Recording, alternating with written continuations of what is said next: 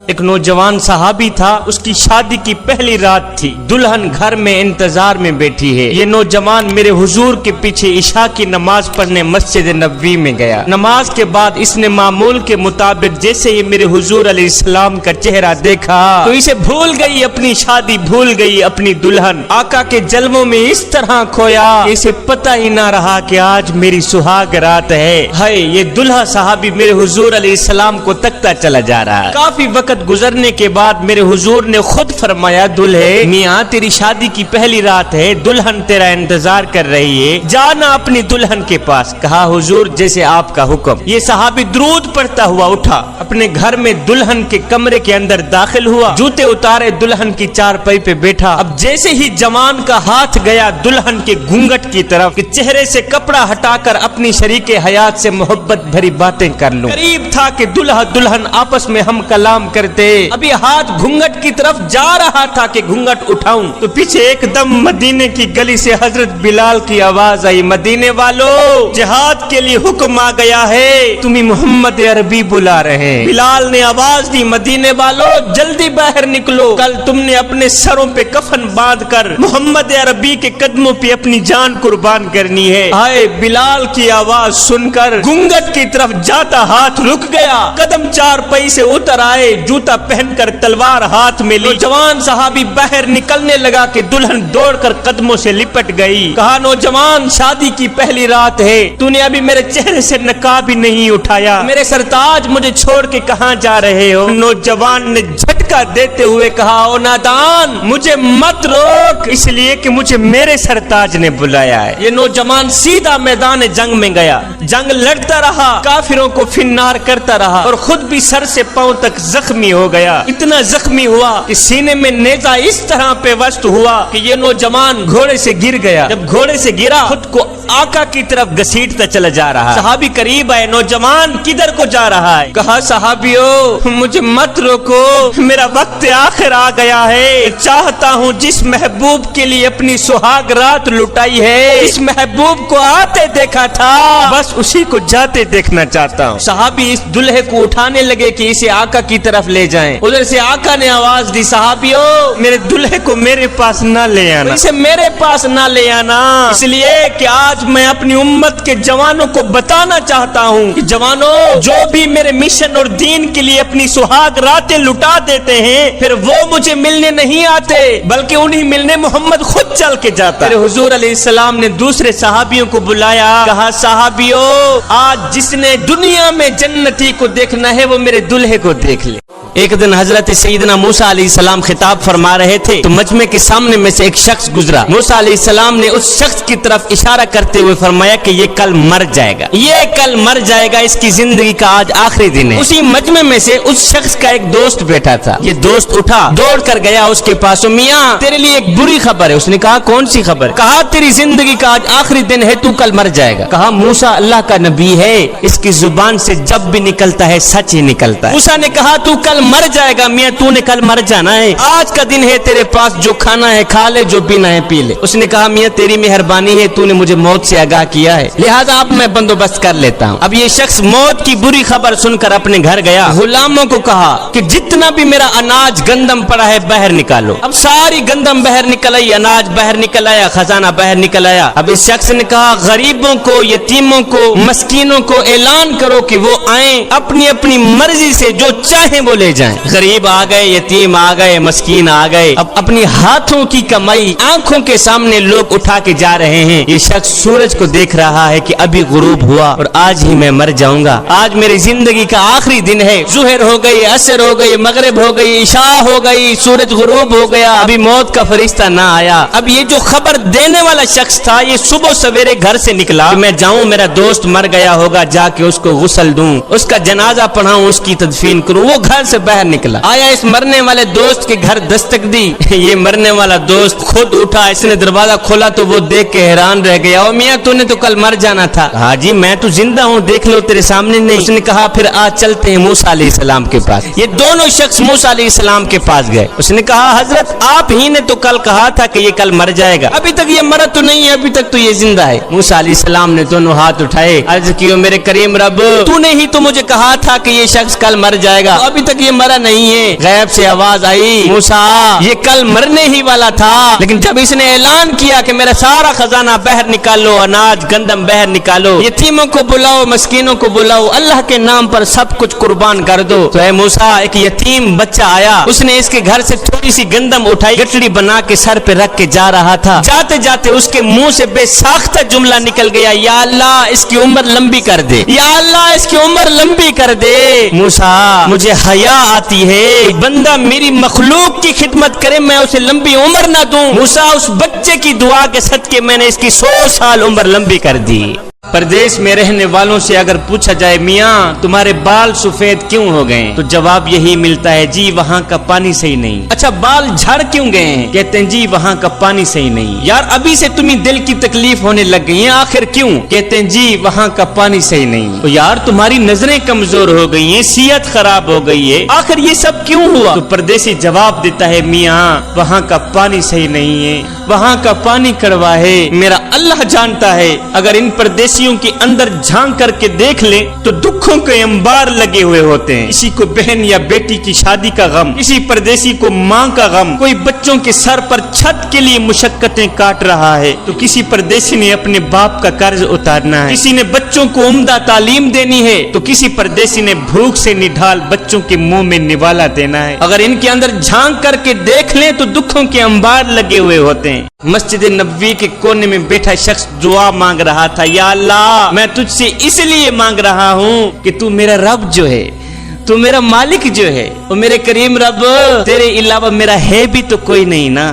جب میرے کریم نبی نے سنا تو ایک صحابی کو کہا، صحابی جا اس شخص کو کہہ دے کہ تیری دعا کرنے کا انداز اللہ کو اتنا پسند آیا ہے کہ اللہ نے تیری دعا قبول فرما لی ہے۔ بادشاہ نے کسی فقیر اللہ والے سے پوچھا، فقیر میاں زندگی کیسی گزر رہی ہے، کہا بادشاہ کچھ آپ جیسی گزر رہی ہے، کچھ آپ سے اچھی بھی گزر رہی ہے۔ بادشاہ نے کہا میرے جیسی زندگی گزارنے کا تصور نہیں کیا جا سکتا، اور تو کہتا ہے مجھ سے بھی اچھی زندگی گزار رہا ہے، وہ کیسے؟ فقیر نے کہا بادشاہ وہ اس طرح کہ تو پھولوں کے بستر پہ سوتا ہے، میں گرم ریت پہ سوتا ہوں، جب تیری اور میری آنکھ لگ جاتی ہے، جب تجھے اور مجھے نیند آ جاتی ہے، تو اس وقت تجھے پتہ یہ نہیں ہوتا کہ میں پھولوں کے بستر پہ سویا ہوا ہوں، اور مجھے پتہ یہ نہیں ہوتا کہ میں تتی ریت پہ سویا ہوا ہوں۔ بادشاہ اس وقت تیری اور میری زندگی ایک جیسی گزر رہی ہوتی۔ اور بادشاہ سن، جب تہجد کا وقت آتا ہے تو پھولوں کے بستر پہ سویا ہی رہتا ہے، میں اٹھ کے وضو کر کے تہجد کی نماز پڑھتا ہوں، اس وقت میری زندگی تیری زندگی سے اچھی گزر رہی ہوتی۔ ایک بادشاہ تھا، وہ پھولوں کے بستر کے اوپر سویا کرتا تھا، اس کی عادت تھی کمرے کے اندر کئی من پھول لگائے جاتے تھے، اور یہ بادشاہ پھولوں کے بستر کے اوپر سویا کرتا تھا۔ ایک دن لونڈی جھاڑو دینے والی بادشاہ کے کمرے کے اندر گئی جھاڑو دینے کے لیے، اس نے دیکھا کہ بادشاہ کا پھولوں کا بستر سجا ہے اور بادشاہ ہے نہیں، اس نے سوچا کیوں نہیں ایک پل کے لیے میں بھی پھولوں کے بستر کے اوپر سونے کا مزہ چکھیں۔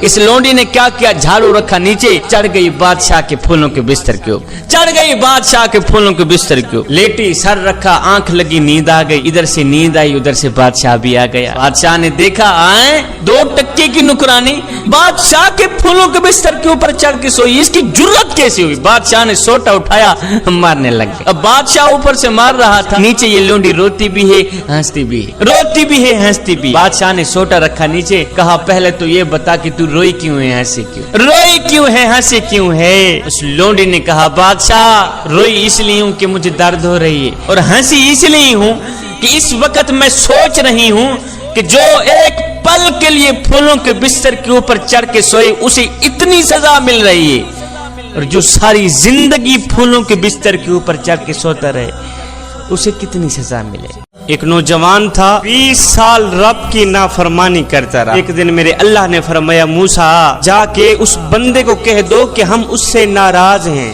اور نادان 20 سال ہو گئے ہیں ہمیں ناراض کرتے ہوئے، 20 سال کا عرصہ گزر گیا ہے ہماری نافرمانی کرتے ہوئے، کچھ تو تجھے شرم آنی چاہیے، اور نادان 20 سال ہو گئے ہیں تو نے ہمیں ایک سجدہ بھی نہیں کیا، لہٰذا ہم تجھ سے ناراض ہیں۔ اس نوجوان نے جب سنا کہ میرا اللہ مجھ سے ناراض नाराज हो गया है। वो नौजवान जंगल की तरफ चला गया, एक सूखा दरख्त था उसके नीचे जाके बैठ गया। इसने दोनों हाथ उठाए, अर्ज कियो मेरे करीम रब, मैं तो तेरे करम को अपने गुनाहों से ज्यादा समझता रहा। मौला मैं गुनहगार ही सही, मैं बदकार ही सही, मैं खताकार ही सही, लेकिन मौला मैं तो तेरी रहमत को अपने गुनाहों से ज्यादा समझता रहा। मौला तू ही तो मेरा मालिक है, तू ही तो मेरा खालिक है। अगर तू भी मुझसे नाराज हो जाएगा तेरा गुनहगार बंदा कहाँ जाएगा। मौला आज मैं पक्की तौबा करने आया हूँ, आज तो मैं तेरे साथ अपना ताल्लुक बढ़ाने आया हूँ, तेरे साथ अपना मामला दुरुस्त कराने आया हूँ।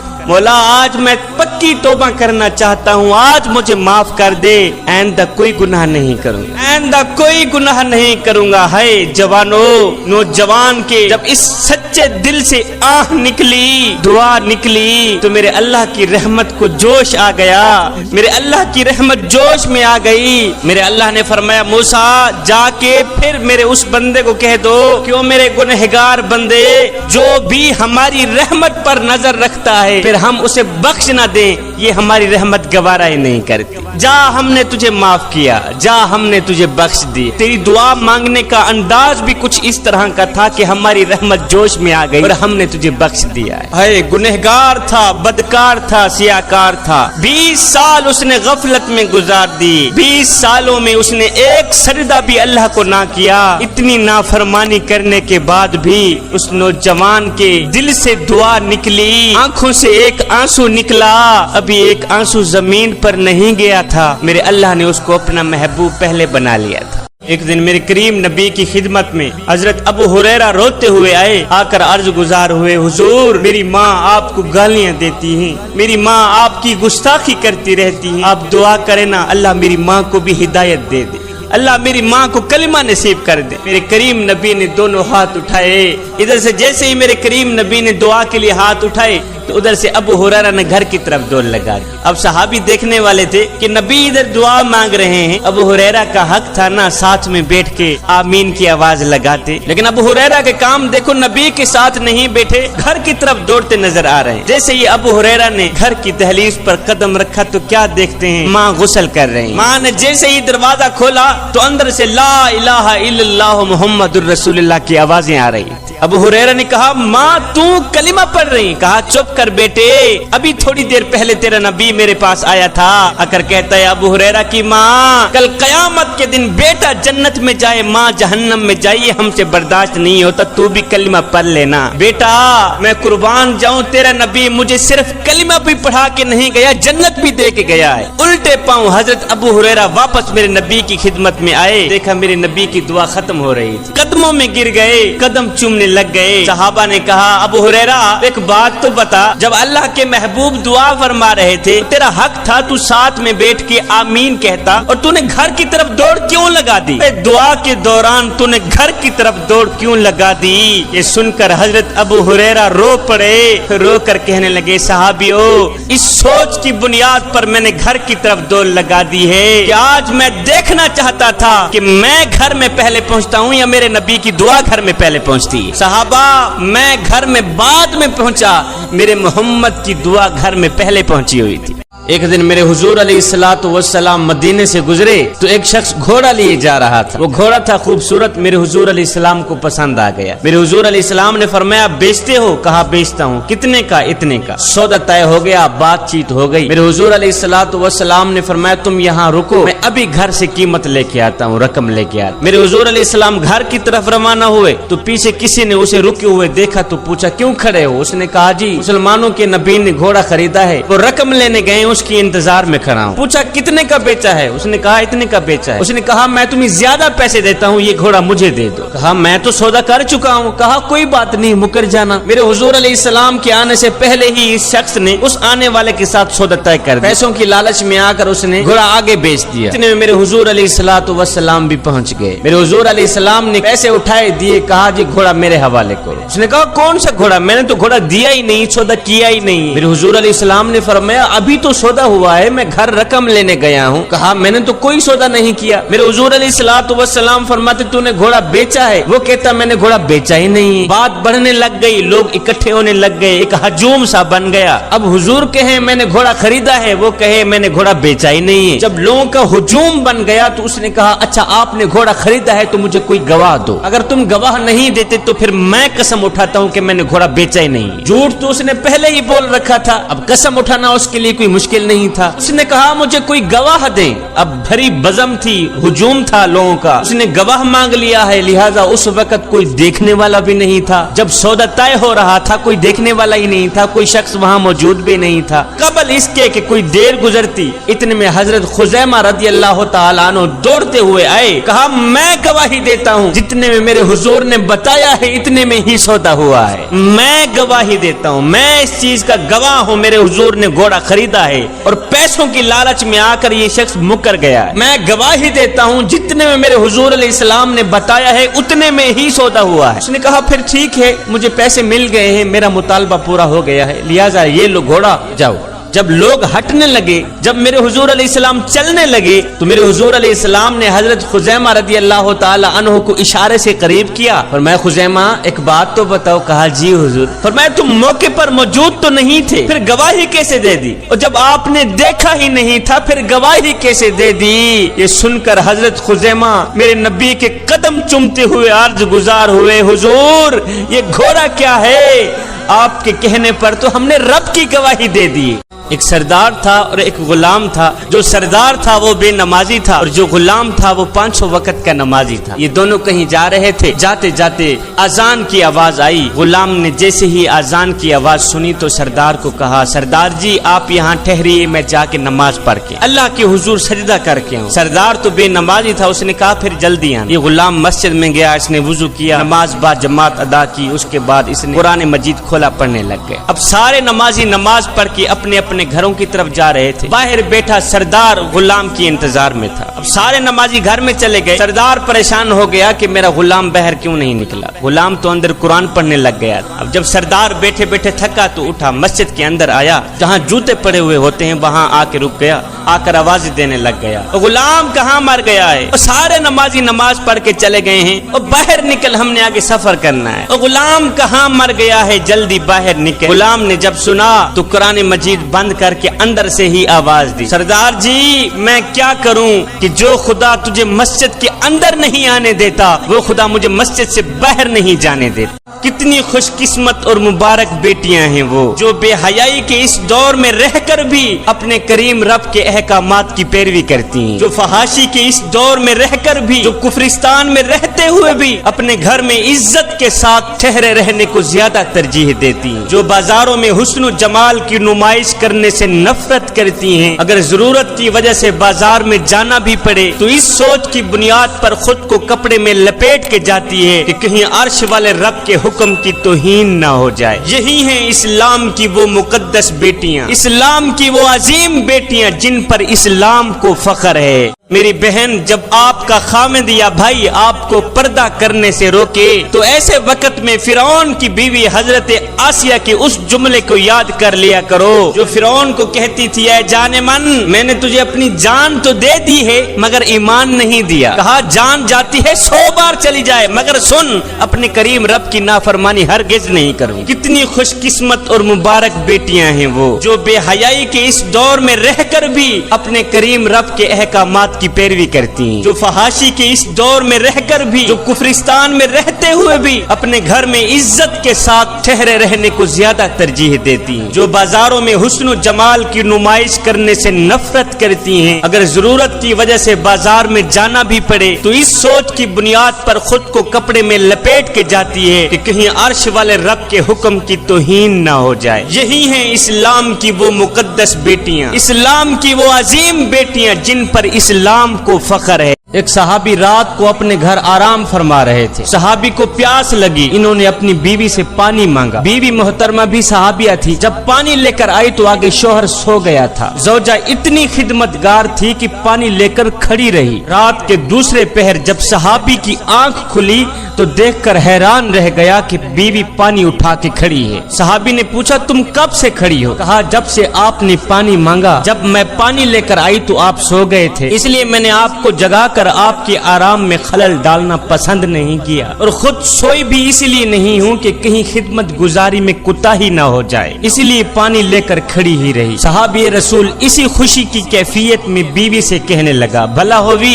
तुमने खिदमत की इंतहा कर दी है, लिहाजा मैं तुमसे बहुत ही खुश हूँ, और इतना खुश हूँ कि आज तुम मुझसे जो चाहो मांग सकती हो, मैं देने को तैयार हूँ। ये सुनकर सहाबिया ने कहा, मेरे सरताज वैसे तो मुझे किसी चीज की जरूरत नहीं है, अगर आपने मेरा मुतालबा पूरा करना ही है तो बराए मेहरबानी आप मुझे तलाक देकर रुखसत कर दें, मुझे तलाक देकर वापस भेज दें। ये सुनते ही सहाबी हैरान और परेशान हो गया कि आखिर बीवी ने ऐसा क्यों कहा, बीवी ने तलाक क्यों मांगी। सहाबी ने कहा, मैं आपसे वादा कर चुका हूँ कि मैं आपका मुतालबा पूरा करूंगा, लिहाजा आओ चलते हैं हुजूर की खिदमत में। हुजूर अलैहिस्सलाम के मशवरे के बाद जो भी फैसला होगा उस पर अमल किया जाएगा। सुबह के वक्त ये दोनों मियाँ बीवी घर से निकले। कहाँ जा रहे हैं? हुजूर अलैहिस्सलाम के पास जा रहे हैं। दोनों जा ही रहे थे, रास्ते में सहाबी का पांव फिसला, वो मुंह के बल जमीन पे गिर गए। बीवी ने फौरन ही सहाबी को उठाया, उठाते ही कहा, ओ मेरे सरताज तुझे चोट तो नहीं लगी, और तुझे चोट तो नहीं लगी। सहाबी ने कहा, भला होवी बाकी तो सब ठीक है, लेकिन पाँव में शदीद दर्द हो रही, शदीद तकलीफ हो रही। ये सुनते ही सहाबिया बीवी ने कहा, आओ वापस घर चलते हैं, अब मुझे तलाक की कोई जरूरत नहीं, अब मुझे तलाक की कोई जरूरत नहीं है। कहा वो कैसे, ये माजरा क्या है? सहाबिया ने कहा, मसला ये है कि मैंने सुना है कि जिसे सारी जिंदगी में कोई तकलीफ ना हो उसके ईमान में शक होता है, और जो भी ईमानदार होता है वो तकलीफों में जरूर आजमाया जाता है। मुझे आपके साथ रहते हुए इतना अरसा गुजर चुका है, इतना अरसा बीत चुका है कि आपको कभी भी कोई तकलीफ नहीं पहुंची, इसलिए मैंने सोचा कि ऐसे आदमी के निकाह में रहने का फायदा ही क्या है जिसका ईमान भी मशकूक हो। लेकिन जब रास्ते में आपके पांव को चोट लगी तो मेरा शक दूर हो गया कि अल्हम्दुलिल्लाह आप भी तकलीफ में आजमाए गए हो। एक शख्स ने अपनी बूढ़ी माँ को अपने कंधे पे बिठाया, 7 हज कराए। 7 हज करा देने के बाद ख्याल आया कि शायद मैंने अपनी बूढ़ी माँ का हक अदा कर ही दिया है। रात हुई, सोया, आंख लगी, नींद आई। ख्वाब में किसी कहने वाले ने कहा, ओ नादान, सख्त सर्दी थी, बाहर बर्फबारी हो रही थी, तू बच्चा था, माँ के साथ लेटा हुआ था, तुझे पाखाना आया, तूने बिस्तर गंदा कर दिया, गुर्बत की वजह से दूसरा बिस्तर था नहीं, तूने बिस्तर गंदा कर दिया। तेरी बूढ़ी माँ उठी, सख्त सर्दी में ठंडे पानी के साथ उसने तेरे पखाने को धोया, बिस्तर को साफ किया। बिस्तर को धोने के बाद 4 पाई पे लिटाया, खुद गीले बिस्तर पे सो गई, खुद ठंडे बिस्तर पे सो गई, तुझे अपनी छाती पे लिटा दिया। और नादान तू कहता है कि मैंने माँ का हक अदा कर दिया है, और नादान तू तो अभी उसी रात का हक अदा भी नहीं कर सका। औरत के पर्दे की तो सबको फिक्र होती है, सब पूछते हैं शाह जी औरत का पर्दा कैसा होना चाहिए? क्या कोई ये भी जानता है कि अल्लाह ताला ने कुरान करीम में औरत